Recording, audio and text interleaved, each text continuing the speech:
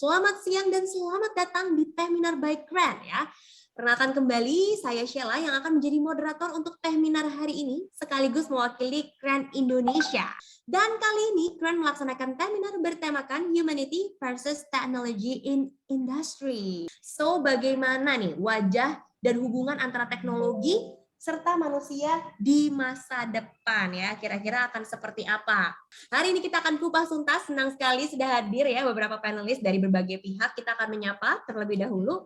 Yang pertama ada Kak Fermandi ya, Kak Fermandi Yusuf dari CV Maju Indo Teknologi. Dan kita akan menyapa juga di sini ada Kak Fahrizal ya. Kak Fahrizal ini seorang digital transformation dari PT Lanius Inovasi Indonesia. Dan tanpa berlama-lama lagi kita akan langsung saja masuk ke sesi presentasi yang pertama. Langsung saja kita undang Kak Fernandi Yusuf dari CV Maju Indo Teknologi. Silakan Kak Fernandi untuk waktu dan tempatnya. Halo, terima kasih Kak Sheila dari perwakilan dari Kren Indonesia. Nah, di sini teman-teman coba bayangkan suatu hari teman-teman memanfaatkan seperti big data, kemudian ada artificial intelligence, ada juga robotik, semuanya itu diintegrasikan dalam berbagai aspek kehidupan, mulai dari pendidikan, kemudian ada kesehatan, transportasi, industri, pertanian, dan lain sebagainya. Dan dapat mendukung layanan dan kenyamanan hidup manusia secara berkelanjutan. Kemudian berikut adalah tantangan industri 4.0 dan industri 5.0 di era disrupsi teknologi, yaitu peran manusia akan digantikan oleh mesin ataupun robot ataupun artificial intelligence, yaitu sekitar 75 sampai 375 juta tenaga kerja global beralih profesi, yaitu.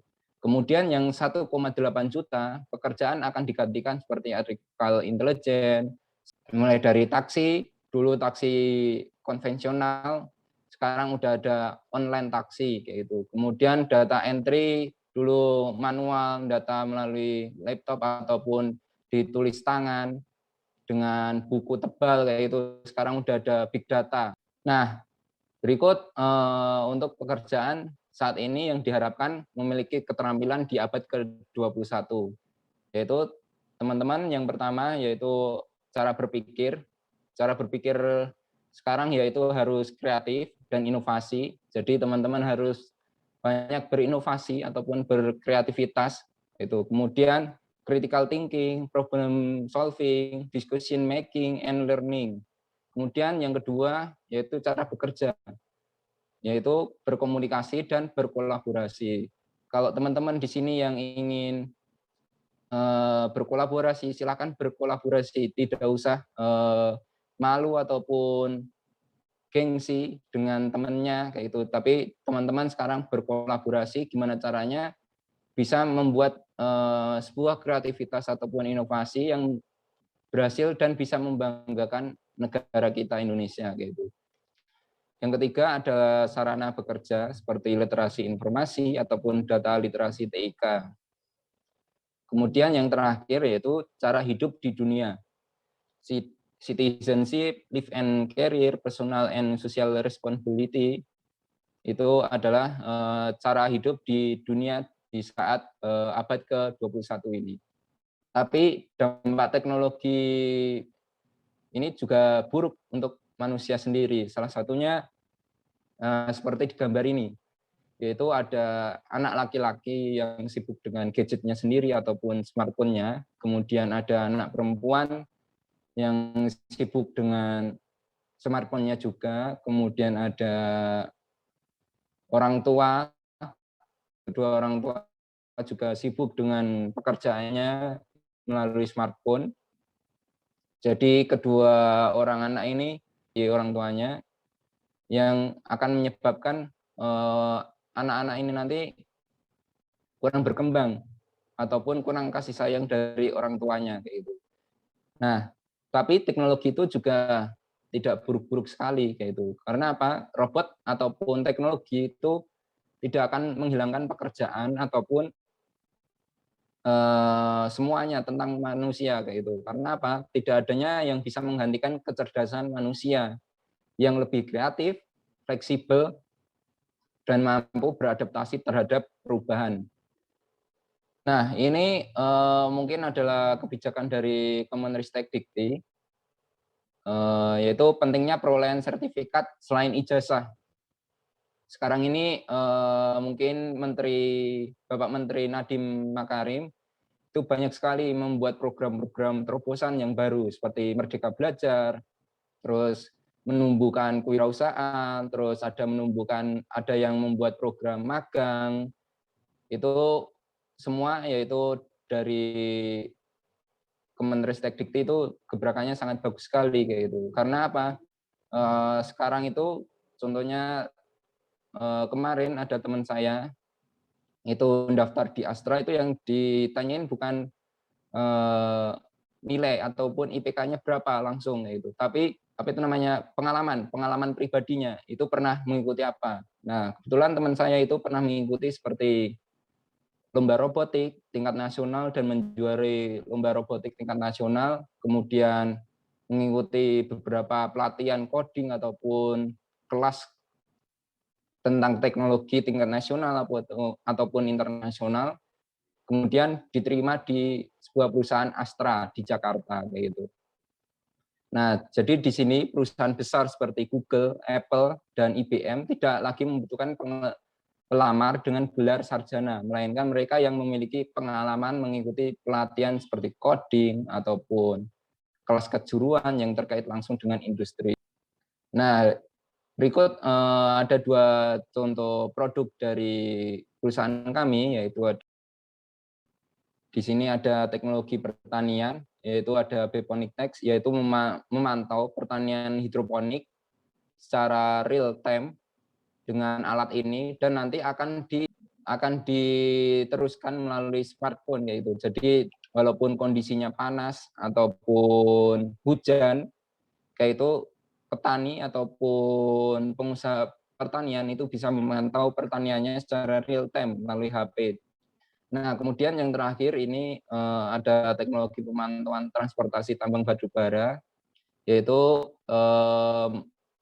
jadi di sini perusahaan tambang batubara di Kalimantan itu kemarin sempat order ke kami, di mana untuk memantau kendaraan truknya keluar masuk, peralatannya itu penghasilannya berapa, itu bisa dipantau melalui alat ini kayak itu. Secara real time juga. Dan nanti ada big datanya itu ada juga secara di komputer nanti udah terdeteksi sendiri kayak itu. Mungkin seperti itu aja Kak Sheila, mungkin saya kembalikan lagi. Oke, siap. Terima kasih Kak Fernandi untuk penjelasannya. Lanjut, kita masuk ke sesi selanjutnya ya. Langsung saja, ini dia Kak Fahrizal Imam Raffi, seorang Digital Transformation dari PT Lanius Inovasi Indonesia. Silahkan Kak Fahrizal untuk waktu dan tempatnya. Ya, terima kasih Mbak Sheila. Saya coba sharing screen ya Mbak. Nah, di sini saya akan coba membawakan terkait humanity with technology in industry. Berikut adalah latar belakang atau deskripsi sedikit mengenai perusahaan kami. Kami adalah startup yang startup transformasi digital di mana kita berusaha untuk membantu perusahaan-perusahaan khususnya manufaktur untuk bertransformasi digital sehingga nanti untuk pengambilan keputusan dari perusahaan-perusahaan tersebut itu berdasarkan data-data yang ada dalam perusahaan.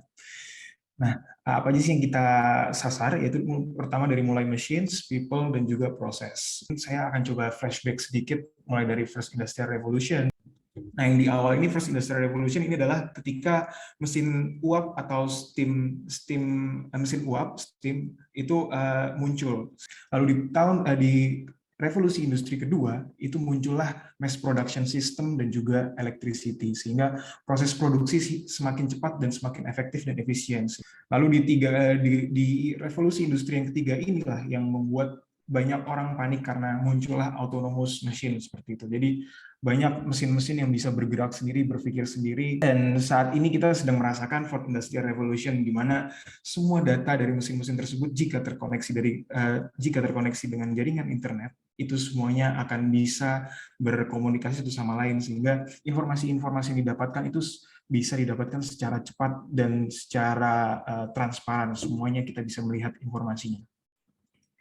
Nah, sebenarnya Industrial 4.0 itu ada apa aja sih?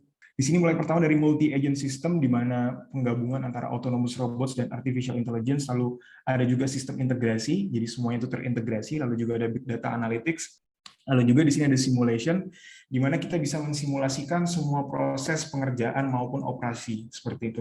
Lalu juga ada cyber security, lalu juga ada cloud computing, lalu juga ada additive manufacturing, di mana mungkin bahasa yang familiar adalah 3D printing seperti itu ya, additive manufacturing. Dan yang menarik adalah di sini adalah augmented reality. Dan yang menggabungkan ini semua menjadi satu dan terkoneksi satu sama lain adalah Internet of Things. Nah, akan tetapi semua itu memiliki limitasinya, sehingga disinilah kita harusnya itu berkolaborasi antara human dan teknologi. Human sendiri memiliki limitasi untuk pengerjaannya relatif lambat, lalu juga power output, lalu juga tingkat konsistensinya, lalu juga information processing, di mana kita tidak bisa multitasking secara efektif dan efisien, jadi kita hanya bisa melakukan single ataupun maksimal 2 tasking secara bersamaan. Berbeda dengan teknologi, itu adalah sebaliknya, jadi bisa cepat, lalu juga pengerjaan 24 jam sehari, lalu juga highly consistent, accurate, dan juga multi-channel atau multitasking. Tapi di luar itu, manusia sendiri memiliki kekuatan juga. Kita itu yang tidak dimiliki oleh teknologi adalah kita itu mudah untuk diajari. Tidak seperti teknologi, kita harus mengcoding dulu, lalu juga thinking proses. Kita juga bisa memahami prinsip dan strategi dan juga fleksibel terhadap kreativitas. Berbeda dengan teknologi yang dia itu strict sekali terhadap rules coding-nya, dan juga judgment. Judgment di sini kita bisa mengapply judgment berdasarkan banyak hal dan banyak parameter. Apa gambaran konkret kita ketika kita sudah melakukan improvement, terus apa keuntungannya bagi negara dan juga bagi industri itu sendiri. Nah, ini kami sudah apa yang kami lakukan kepada FMCG food industry, kita sudah menaikkan melalui pemasangan sensor-sensor di ruang produksi dan juga ruang quality, kita menaikkan 6% dari OEE atau overall equipment effectiveness, sehingga setiap tahunnya itu menghemat 800 juta per tahunnya. Nah, dari penjelasan mengenai people dan limitasi people dan juga super power people dan juga limitasi mesin dan juga super power mesin, kita memiliki framework untuk mengkolaborasikan dua itu, sehingga di sini mesin kehebatannya adalah untuk mengkolek data, memvisualisasikan data, dan manusia nanti akan mengisi di proses optimisasi dan analyze-nya, sehingga terjadilah sustainable atau continuous improvement. Lalu pertanyaannya adalah bagaimana caranya kita keep up dengan digital era yang sangat berubah-ubah ini untuk berkolaborasi dengan mesin.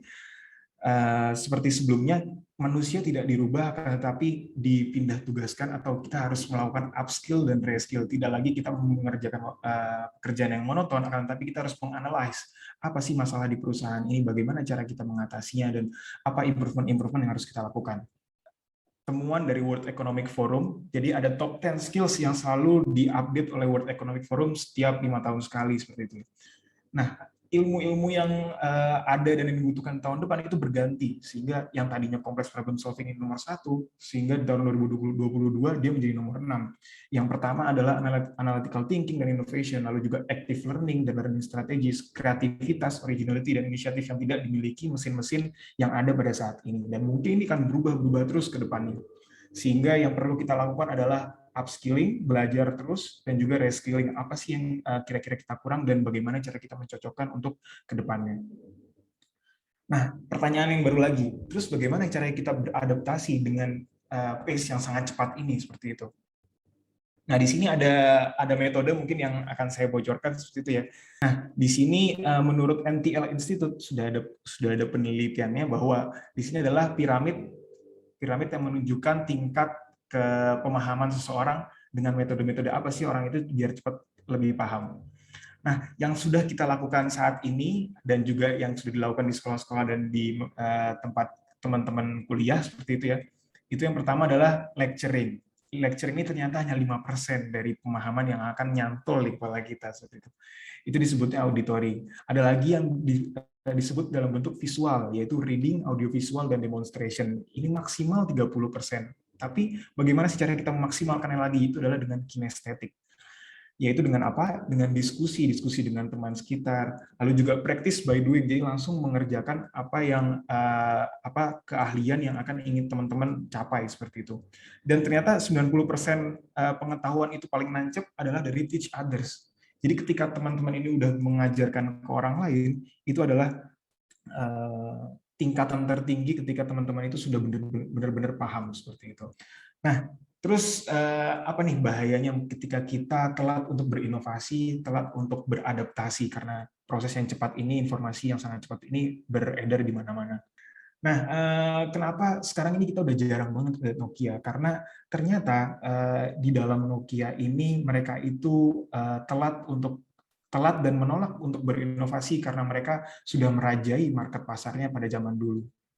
Sehingga mereka yang paling bahaya di dalam suatu industri adalah mereka tidak tahu apa kesalahan mereka sendiri. Itu yang paling sangat berbahaya, karena berarti sudah banyak sekali kesalahan yang terjadi di sana. Nah, mungkin kata terakhir dari saya, embrace digital transformation with human-machine collaboration. Mungkin itu, terima kasih atas perhatiannya. Mungkin saya kembalikan ke Mbak Shelly. Ya, thank you Kak Farizal ya tadi untuk presentasinya, luar biasa.